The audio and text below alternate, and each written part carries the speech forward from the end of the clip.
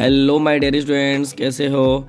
आज अपन स्टार्ट करने जा रहे हैं ऑर्गेनिक केमिस्ट्री का एक बहुत ही छोटा पार्ट जिसका नाम है पॉलीमर। इसको हम बहुत ही कम समय में समाप्त करेंगे क्योंकि बहुत सारे नीट जेई के बच्चों का डिमांड था कि सर एक शॉर्ट वीडियो बनाने के लिए 11th और 12th दोनों का। तो अपन क्या करते हैं, जो भी छोटे छोटे लेक्चर्स हैं, चैप्टर्स हैं, उसको क्या करते हैं 10 मिनट 20 मिनट के शॉर्ट वीडियो बनाएंगे और उसको ख़त्म करेंगे। ऐसे बहुत सारे टीचर्स उसको कंप्लीट नहीं कराते हैं इस नाम से कि ये इजी टॉपिक आप लोग अपने से कर लेना, नहीं, बट इससे हर साल एक क्वेश्चंस आते ही है। ठीक, तो चलिए ज़्यादा टाइम बर्बाद ना करते हुए अपन अपने मेन चैप्टर्स पे आते हैं। ठीक, देखिए पॉलीमर होता क्या है, सबसे पहले इस बात को समझिए। तो polymers can be called as a micromolecule. Micromolecule can be considered as an association of a small molecule to give a big molecule. Micromolecule can be made man too। ठीक है ना, पॉइंट समझिएगा। यहाँ पर जो माइक्रोमोलिक्यूल्स होते हैं, ठीक है ना, उसी को अपन क्या बोलते हैं, पॉलीमर। ठीक है ना, क्योंकि वो छोटे छोटे मॉलिक्यूल आपस में कंबाइंड होकर क्या करते हैं, एक बड़े से कंपाउंड का फॉर्मेशन करते हैं। ठीक है ना, चलिए इसके बाद हम लोग आते हैं नेक्स्ट पॉइंट पे।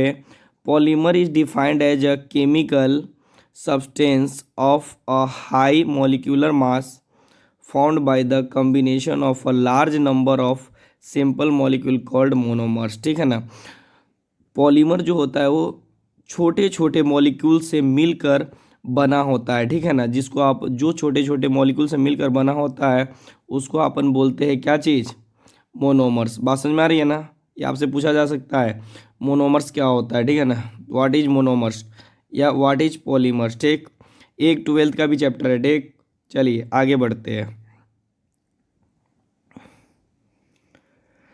चलिए यहाँ पर जो अपन बात करेंगे, यहाँ पर जो आपके पास क्लासिफिकेशन, किसका क्लासिफिकेशन बेस्ड ऑन, देखिए पॉलीमर को अपन यहाँ पर डिवाइड किए हुए क्लासिफिकेशन बेस्ड ऑन सोर्स या ओरिजिन या स्ट्रक्चर, मॉलिक्यूलर फोर्सेस और सिंथेसिस।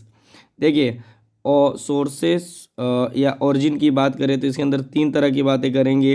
एक हो जाएगा हमारे पास न्यूट्रल पॉलीमर, दूसरा सिंथेटिक पॉलीमर और एक सेमी सिंथेटिक पॉलीमर। सभी बच्चे इसको नोट भी कीजिएगा। जिन बच्चों का मन नहीं है नोट करने का, टेंशन मत लीजिए, वीडियो के डिस्क्रिप्शन में लिंक दिया हुआ है, वहाँ से आप लोग पीडीएफ डाउनलोड कर सकते हो। ठीक है, चलिए स्ट्रक्चर जो पॉलीमर होता है वो क्या होता है, linear polymer, branched chain polymer, cross link polymer. Okay, चलिए इसके बाद जो होता है मॉलिक्यूलर फोर्सेस, इसके अंदर होता है इलास्टोमर्स, ठीक है, फाइबर्स, उसके बाद थर्मोप्लास्टिक और थर्मोसेटिंग।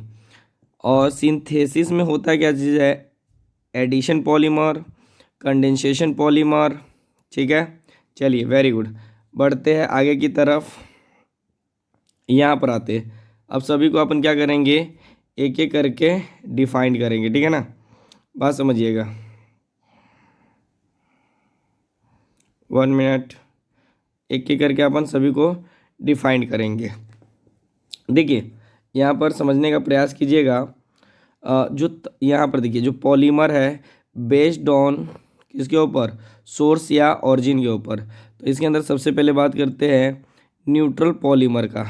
ठीक है ना, तो न्यूट्रल पॉलीमर का मतलब हो गया substances of neutral, sorry substances of natural origin. ठीक है ना, that is found mainly in plants and animals. ठीक है ना, प्लांट्स एंड एनिमल्स से, ठीक है ना, ये मेनली यहीं पर पाया जाता है। ठीक है ना, लाइक आप जैसे मान सकते हो सिल्क, एंजाइम, ठीक है, natural rubber, haemoglobin, star, cellulose and protein ETC। ठीक है ना, इन सबको अच्छे से समझिएगा। सेमी सिंथेटिक पॉलीमर ड्राई, देखिए सेमी सिंथेटिक पॉलीमर मतलब बात समझ में आ रही है ना, yes very good, derived by using natural polymers. बात समझ में आ रही है ना, जो नेचुरल पॉलीमर से बना हो। ठीक है ना, सेमी मतलब जानते हो ना, सेमी मतलब आधा अधूरा। ठीक, इसके लिए एग्जाम्पल मैंने लिख रखा है। Yes, very good.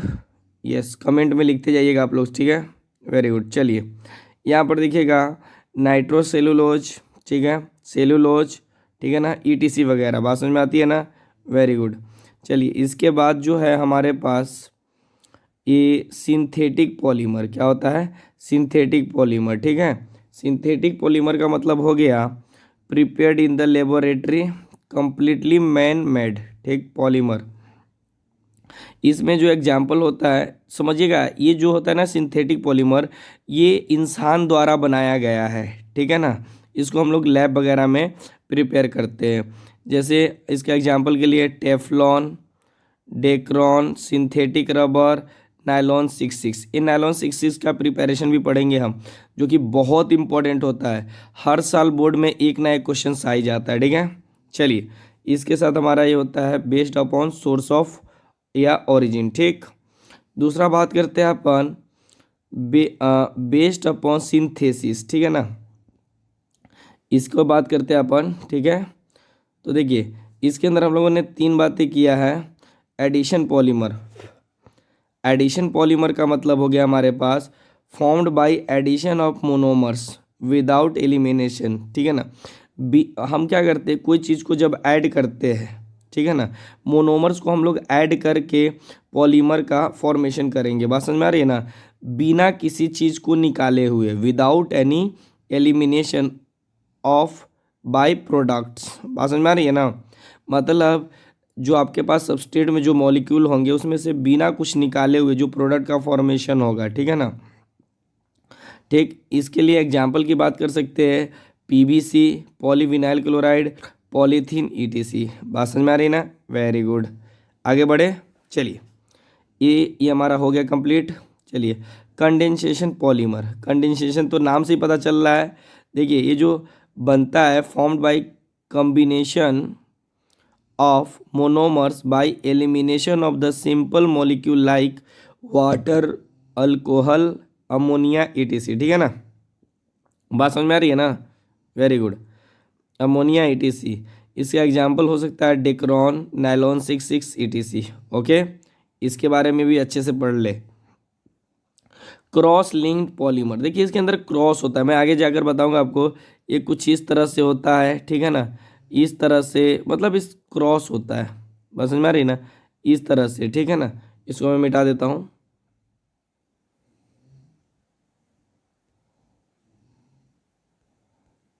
चलिए इनिशियली फॉर्म देखते हैं अपन कि ये क्या होता है, क्रॉस लिंक्ड पॉलीमर। देखिए इनिशियली फॉर्म्ड लीनियर, समझिएगा, initially formed linear polymer chain are joined together form a 3 dimensional network structure, ठीक है ना। कहने का मतलब जिस तरह से ये चैन दिया हुआ है, ठीक है ना, आपको चैन में दिखा रहा हूँ सिंपल सा, इसको हटा देते हैं। जैसे मान लीजिए इस तरह से एक चैन दिया हुआ है, ठीक, फिर दूसरा चैन इस तरह से दिया हुआ है, तो इसको हम क्या करते हैं, इससे कनेक्ट कर रहे हैं, इसको इससे कनेक्ट कर रहे हैं, ठीक है ना। तो ये जो होता है ना क्रॉस लिंकेज होता है, ठीक है ना, ये इससे और ये इससे क्रॉस में जुड़ा हुआ है, ठीक है ना। चलिए इसका जो एग्जाम्पल हो जाएगा बैकेलाइट, मेलामाइन, फॉर्मल्डिहाइड, रिजाइन या रेजिन भी बोलते हैं इसको, ईटीसी, बात समझ में आ रही ना, वेरी गुड। चलिए स्ट्रक्चर के बेसिस पर किस तरह से हमने पॉलीमर को डिवाइड किया है, ठीक है ना, समझिएगा, ठीक है ना। अच्छा ये जो अपन ने बात किया है, जो क्रॉस लिंक्ड पॉलीमर होता है वो स्ट्रक्चर के बेस्ड पे होता है, ठीक है ना, क्योंकि बेस्ड अपॉन सिंथेसिस में 2 ही होता है, ठीक है ना, एक होता है एडिशन और एक होता है कंडेंसेशन, बात समझ में आ रही ना। चलिए स्ट्रक्चर यानी जो पॉलीमर है स्ट्रक्चर के बेस्ड पे अपन ने क्रॉस लिंक्ड के बारे में पढ़ लिया है। अब बात करते हैं ब्रांच चेन पॉलीमर, ठीक है ना। मोनोमर आर ज्वाइंड, समझिएगा यहाँ पर, monomer are joined to form a irregularly packed polymer having branch chain, ठीक है ना। मतलब कहने का मतलब ब्रांच, जैसे कि अपन ने नोमेनक्लेचर में पढ़ा था ना ब्रांच टाइप का, ठीक है ना, कि ये ब्रांच होता है इस तरह से, और ब्रांच से किसी दूसरे मॉलिक्यूल के ब्रांच से जुड़ा हुआ है, ठीक है ना, उसी को बोलते हैं ब्रांच चेन पॉलीमर। बात क्लियर हो रही है ना, वेरी गुड। तो यहाँ पर समझने का कोशिश कीजिए, monomers are joined from irregularity या रेगुलरली, ठीक है ना, packed polymer having branch chain. इसके अंदर जो डैटिज हो जाएगा आपके पास एग्जाम्पल के रूप में ग्लाइकोजेन, स्टार्च, ईटीसी। बात समझ में आ रही ना? Very good. चलिए, जो स्ट्रक्चर के बेसिस पर हम तीसरा पॉलीमर पढ़ रहे हैं वो होता है हमारे पास लीनियर पॉलीमर। लीनियर का मतलब होता है सीधे लाइन बाय लाइन, ठीक है ना, इस तरह से लाइन बाय लाइन कंटिन्यू रहे। बात समझ में आ रही ना? चलिए, monomer are joined together to form straight chain, like आपके पास हो जाएगा पीवीसी, पॉलीस्टाइरीन, नायलॉन्स। बात समझ में आ रही ना? पीवीसी, पॉलीस्टाइरीन और नायलॉन्स, ईटीसी, ठीक है ना। बात समझ में आ रही ना? ये हमारा क्या हो गया? लीनियर पॉलीमर हो गया। क्या हो गया हमारे पास? लीनियर पॉलीमर हो गया, ठीक है। ये क्लियर होता है? चलिए, अब एक लास्ट पढ़ते हैं अपन, बेस्ड अपॉन मॉलिक्यूलर फोर्स, ठीक है ना। मॉलिक्यूल फोर्स के बेसिस पर हम लोगों ने डिवाइड किया हुआ है कितने, तो यहाँ पर देखिएगा 4 पार्ट में। यहाँ पर देखिएगा, सबसे पहले अपन बात करें, थोड़ा कलर चेंज कर दे, कलर हम लोग लेते हैं A. Okay, very good, green.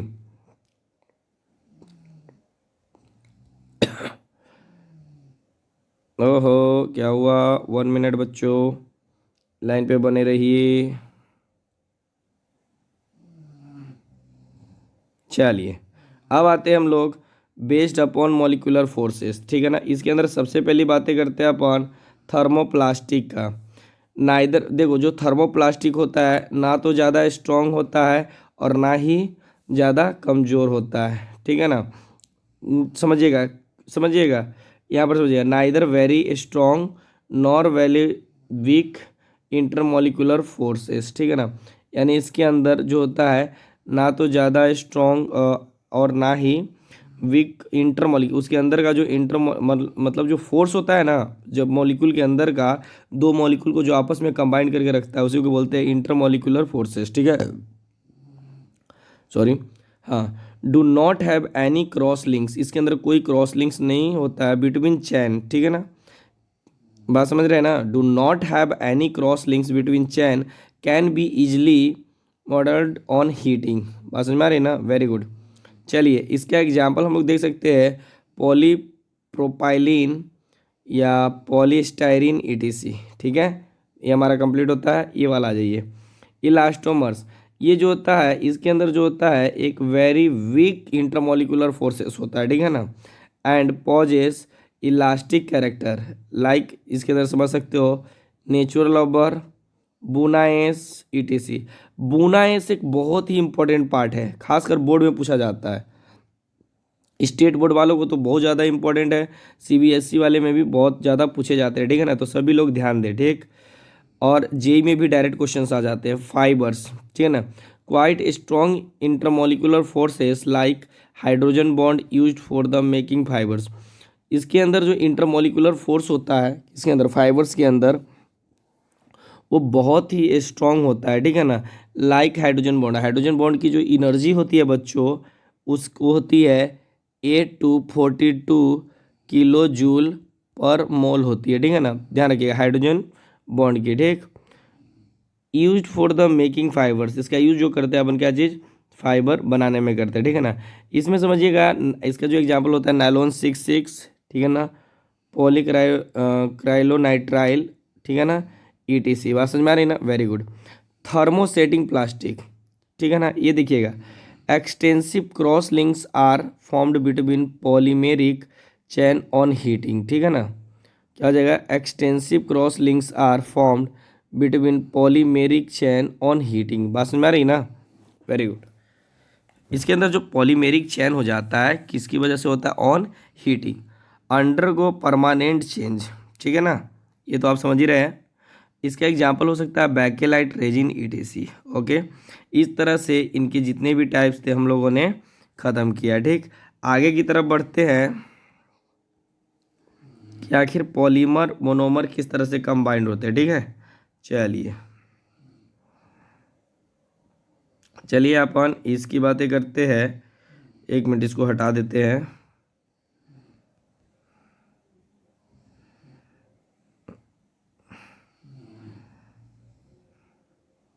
1 minute बच्चों। अगर किसी तरह का किसी बच्चों को कोई भी डाउट हो वो आराम से पूछ सकते हैं, चैनल पे पूछ सकते हैं, आपको जो कांटेक्ट नंबर दिया गया है उस पे पूछ सकते हैं। ठीक है, चलिए अब आगे बढ़ते हैं अपन।